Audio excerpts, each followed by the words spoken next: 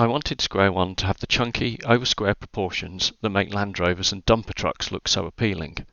The wide, heavily treaded tyres and high ground clearance emphasise this look.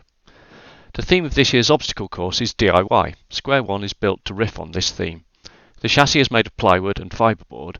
It's held together with long bolts. All these materials are left bare for emphasis. The electronics and wiring provide visual interest and a splash of colour. Everything was cut and shaped with hand tools. Even the Nerfwerfer is made of DIY materials. The launch tubes are pieces of hot water pipe. They're held together by hose clips and clamped to a board with drain pipe clips. The whole thing is attached to the rover with a door hinge.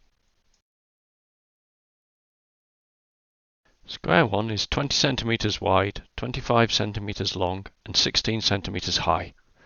It is designed around the wheels, which are as large as possible. They're arranged in a square to improve the steering without losing straight line stability. The chassis is a single piece of 6mm plywood.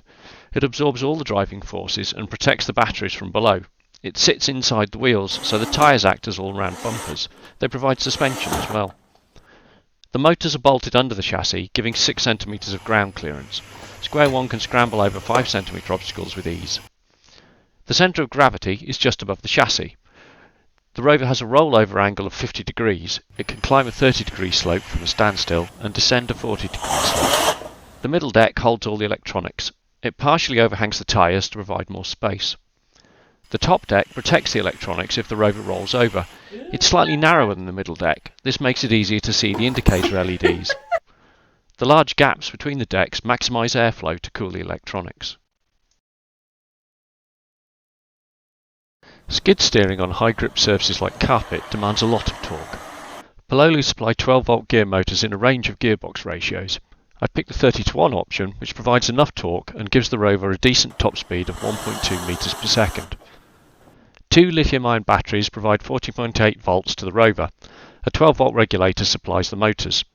The motor drivers limit the current to each motor and protect the regulator from back EMF. The Raspberry Pi, Teensy microcontroller, electromagnets, etc. are all powered from a separate 5-volt regulator. The batteries have a capacity of 4.4 amp hours. This is enough for half a day of driving and testing. I can swap the batteries for a 24-volt power supply when writing code, etc. It's impossible to connect both at the same time to eliminate the danger of overcharging the batteries. The barrel jack is arranged to disconnect if the cable's yanked. A green LED driven directly from the supply voltage lights when the system has power. The batteries are protected from short circuits by a 10 amp fuse. A large mechanical power switch makes it easy to turn everything off in an emergency. The heart of the control system is a set of services written in Python that run on a Raspberry Pi. The services communicate via a message bus. Changing challenge is as simple as stopping one service and starting another. Closed-loop motor control is delegated to a Teensy microcontroller. The Pi sends commands to it, such as follow a 15 cm arc for 40 cm. The Teensy uses wheel encoders and a PID algorithm to control the speed of each motor. Inverse kinematics calculate the actual cornering radius and vehicle speed. The Teensy acts as dead man's handle, stopping the rover unless it receives new commands. The rover has a button to start and stop challenges and LEDs for feedback. A current sensor monitors the power supply. The Pi flashes an LED if the battery level is too low. The Pi reads an accelerometer and gyro and calculates the rover's heading in 3D. Automatic calibration and gyro drift compensation keep the heading accurate. A PS4 controller is used as a remote control.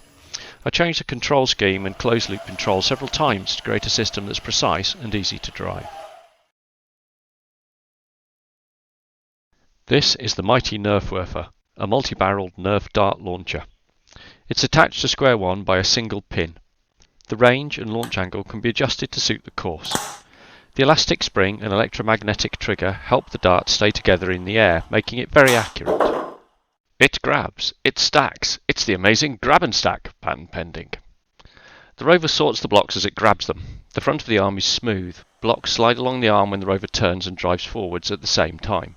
Electromagnets lock the blocks in the correct position. The arm rotates and drops the blocks to stack them.